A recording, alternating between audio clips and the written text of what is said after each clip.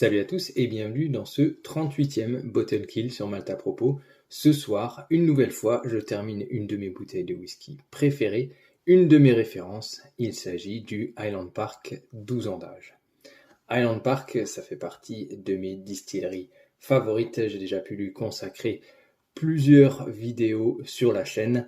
Et ce Highland Park 12 ans, eh bien, c'est un peu la bouteille qui m'a amené au single malt Scotch whisky, voilà, fort longtemps maintenant, il y a plus d'une dizaine d'années.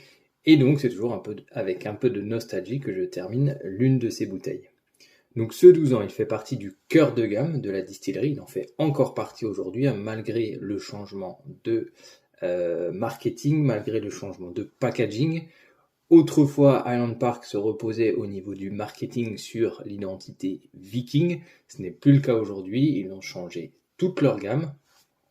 Mais ce 12 ans est un rescapé. Voilà, le 10 ans n'a pas été continué. En revanche, le 12 ans, lui, est toujours là. Et j'ai pu faire un comparatif entre l'ancienne version, donc celle-ci, et la nouvelle. Et ils sont vraiment très proches. Il n'y a pas eu de gros changements sur le profil aromatique.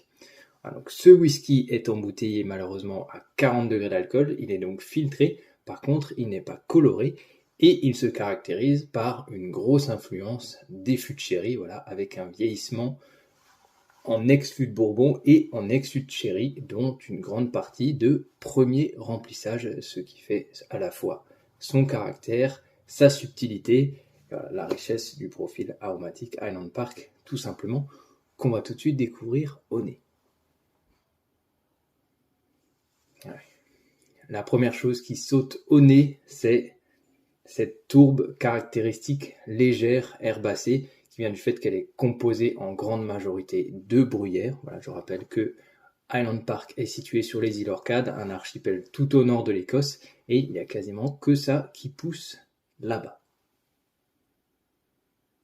Mais au-delà de ça, on a à la fois le caractère du Distillery Highland Park avec cette minéralité, cette douceur et en même temps l'influence du fût de sherry, un très très joli nez, fin, subtil et complexe.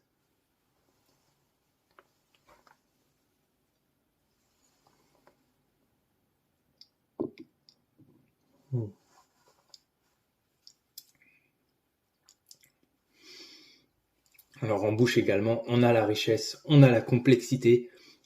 Ce qui est le gros défaut de ce whisky, malheureusement, c'est bien sûr sa texture légèrement aqueuse à cause de cet embouteillage à 40 degrés et une fin de bouche un petit peu courte. Mais sinon, c'est un très très bon whisky. Ça reste un de mes coups de cœur, un de mes favoris. 8 sur 10.